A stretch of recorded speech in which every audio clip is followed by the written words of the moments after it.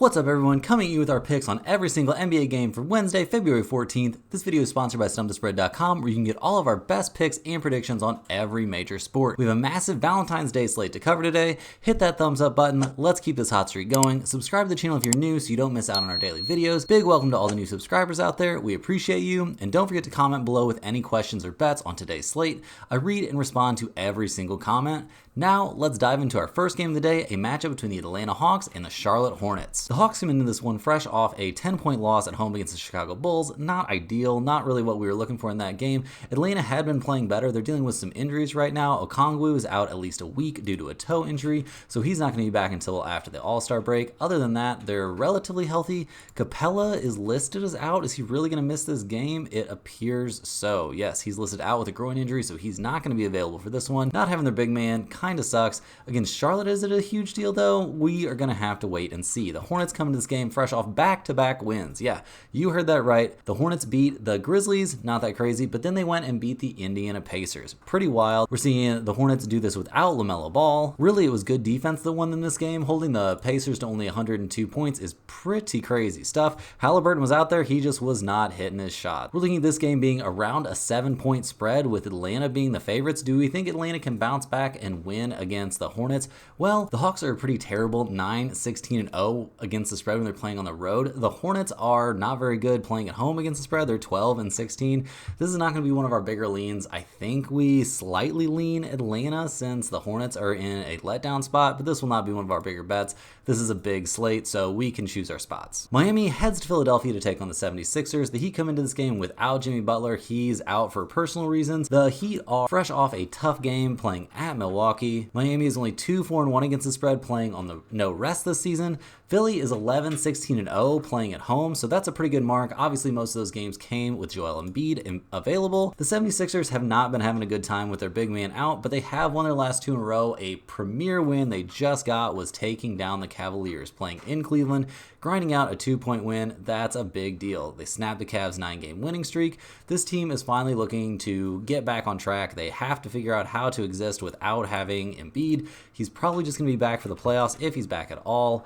We're not going to see Tobias Harris play in this game. That's kind of a pretty big deal for this team. He wasn't in there for the win over the Cavaliers either. We really saw Buddy Hield be the one that stepped up and kind of went nuts. Oubre played well. Maxey played well, although he was not very efficient shooting the ball. I think this team is finally starting to figure it out. The Heat are going to be tired. Philly's 3-point favorites in this one. We're taking Philly at home. They've been a good team at home.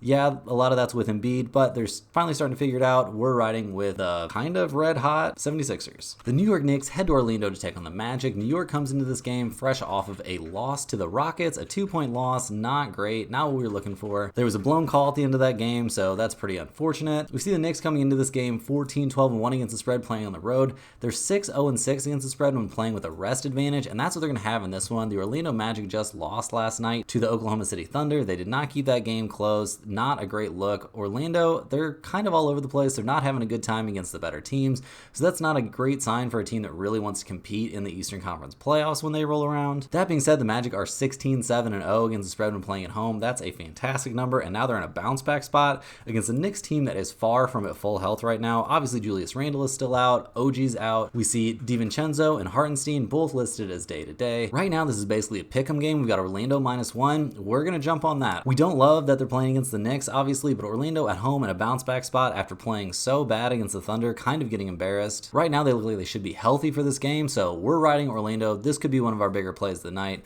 They're a very good team at home. This should be a good spot for them. The Brooklyn Nets head to Boston and take on the Celtics in this next one. The Nets come into this game fresh off a loss to the Celtics. This is one of those home-and-home series. So the first game was in Boston, and the Celtics got the 118-110 win. So Boston just barely covered in that game. In this one, the line is opening at Brooklyn +13. That's quite a few points after they kept things relatively competitive. Yeah, they're going to be playing in Boston, but how committed are the Celtics really going to be to this game? They played a huge minutes load. Tatum played almost 40 minutes. Derek White played a ton of minutes. Honestly, their entire starting five played at least 35 minutes. That is a ton of time. They're going to be a little bit tired, and the Nets are a much younger team. Mikal Bridges did play 40 minutes in the loss. He played pretty well, putting up 27 points, shooting almost 50% from the field, and the Nets actually shot 45% from three in this one. They gave up 40% shooting from 3 though. Ton of shots going up in this game. The Nets just didn't make their free throws, or this could have been a cover for them. Brooklyn is 9-13-0 against the spread playing on the road. They're only 2-4-1 playing on no rest though. The Celtics are 5-4-0 playing on no rest, and they're 500 against the spread when they're playing at home. Well, guys, this is kind of a tough one. Right now, I'm leaning towards the Nets and the points. I can't imagine the Celtics actually playing everyone in this game. That seems kind of crazy to me, about to head into the All-Star break, but maybe they will since they know they have that time off coming up. I think we're going to go with the Nets and the points in this one as a small lean. Next up, we've got the Indiana Pacers heading to Toronto to take on the Raptors. Indiana is in a big bounce back spot in this one. That's a pretty embarrassing loss, losing at Charlotte. Not a good look at all. Indiana is pretty much healthy for this game. Halliburton is listed as day-to-day, but we don't expect him to sit this game out. And Mathurin is also day-to-day. I think we expect him to play as well. The Toronto Raptors come into this one fresh off a blowout loss to the Spurs. That was not a great game from them. Obviously, Toronto isn't going anywhere fast. They're not looking good right now. They definitely got worse at the trade deadline, like I said before, they got younger, but right now they are not a team that's trying to win games. The Pacers are 14-11-1 against the spread playing on the road. The Toronto Raptors are not very good at home. They're 11-15 against the spread. I think we're going to go with Indiana in a bounce back spot. They're only -3 right now, so that's actually concerning. You're going to keep a very close eye on the injury news. Maybe Halliburton is going to sit out for this one. If this thing ends up closing at anywhere around -3, 4, 5 points, Indiana's definitely going to be the play. So keep an eye on that injury report, but our lean is Indiana. The Chicago Bulls head to Cleveland to take on the Cavaliers in this next one. Chicago is fresh off a 10-point win at Atlanta, so a pretty solid one there. The Cleveland Cavaliers are in a bounce back spot. They just had their winning streak snapped with a loss to the Philadelphia 76ers. The Cavaliers have still been playing great lately. Things are turning around for them. They kind of got torched in a crazy Buddy Hield game, which is wild to think about, that's like a thing that can happen now, but he's getting minutes, so good for him.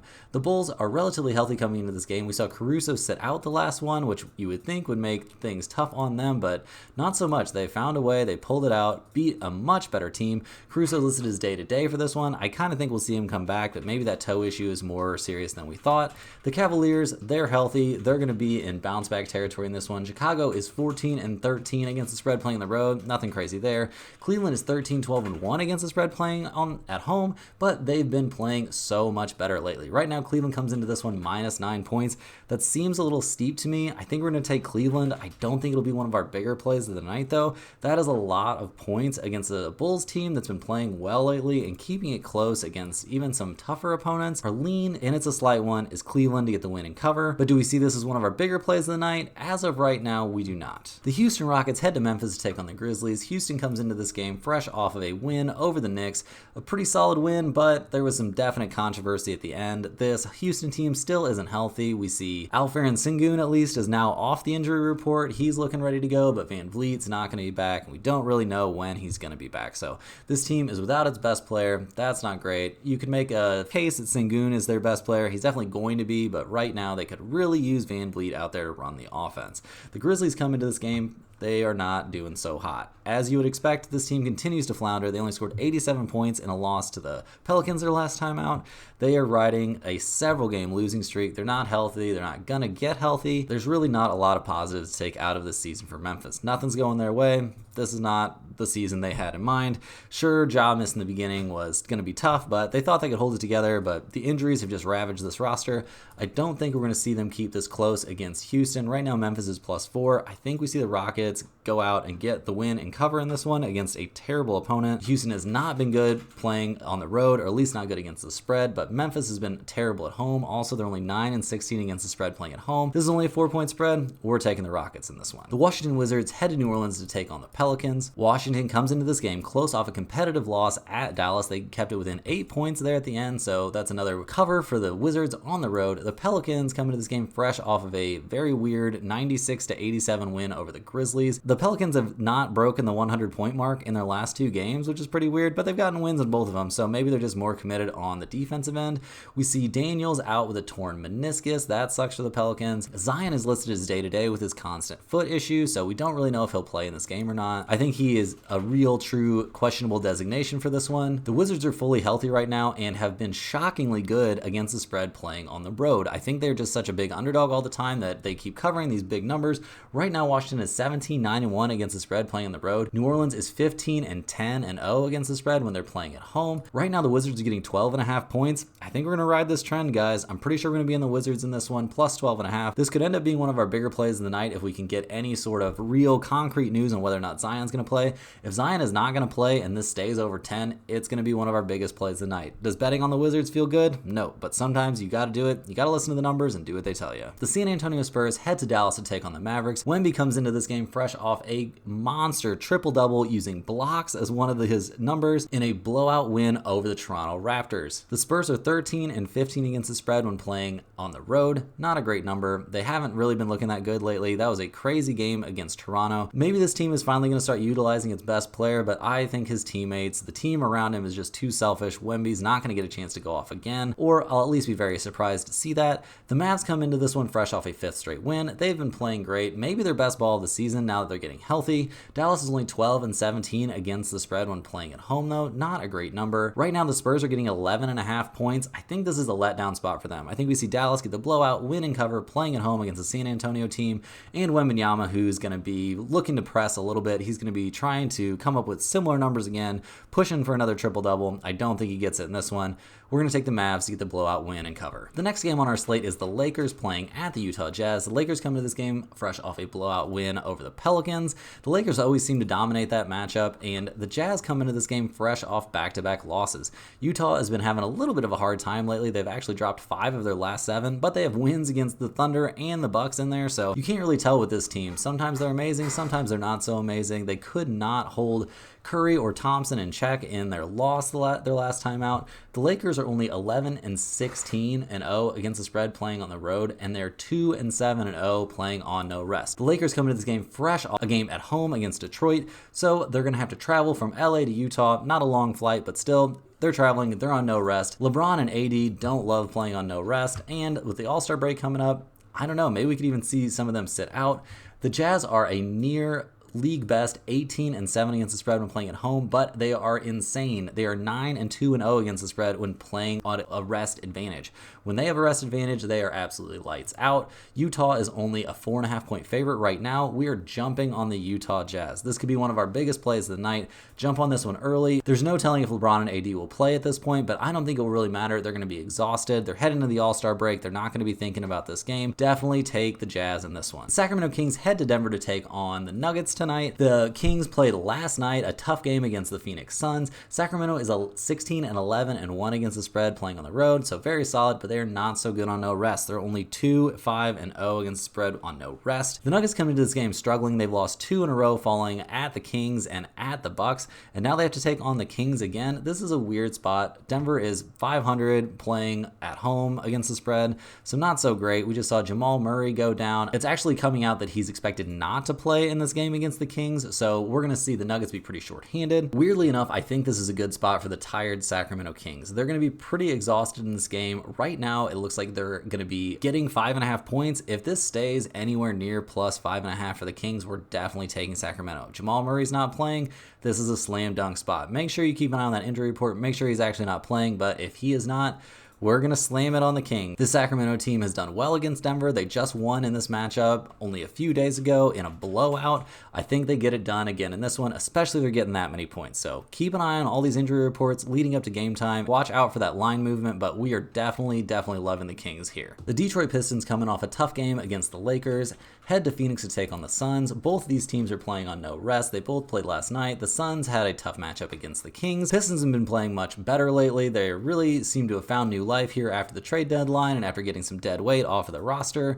The Suns, they've been playing really well too. They lost that tough game to the Warriors, but other than that, they've been playing pretty good, looking a lot better, but they are not very good against the spread playing at home. They're only 9-17-1 against the spread at home. They're 4-4-0 against the spread on no rest, so that's not a huge deal, but we have to watch out for them resting guys ahead of the All-Star break. I think our lean in this one's going to be Detroit and the points. The Pistons are currently listed as getting 13.5. That's way too many, especially if the Suns end up sitting anybody out. Also, their whole big three is going to be more focused on the All-Star game festivities and not on beating a terrible, to them, Pistons team.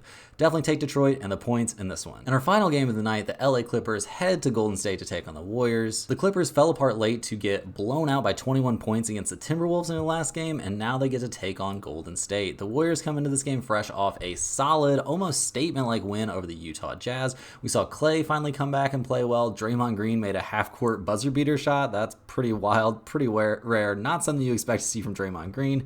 The Clippers are 14-12 against the spread playing on the road. The Warriors are not very good at home against the spread, or at least they haven't been up to this point, going 11-15-1. Kawhi Leonard is listed as out for this game due to a left abductor strain. That has got to be very troubling news for the Clippers. They can't like seeing that. Any injuries to Kawhi are a huge concern. The Warriors are +2 in this game. I think with the Clippers looking banged up and the Warriors playing so well, we're actually going to take Golden State at home in this one and the points. I don't think this is a team that's going to be too distracted by the All-Star game. The ones of them that are going are very used to going. They are going to get the job done here, playing at home against a Clippers team that's not going to look the same without Kawhi. Everybody's very high on the Clippers right now, but things will be a lot different without their best player, their best defender, their best scorer out there on the floor. So take Golden State at home +2 in this one. Well, guys, that's our last game of this very crowded Valentine's Day slate. I hope everybody has a great day. Good luck. Don't forget to put your bets or any comments or questions you have about today's slate down in the comments below. Hit that thumbs up button. We really appreciate it. See you guys tomorrow with another video. Have a good one.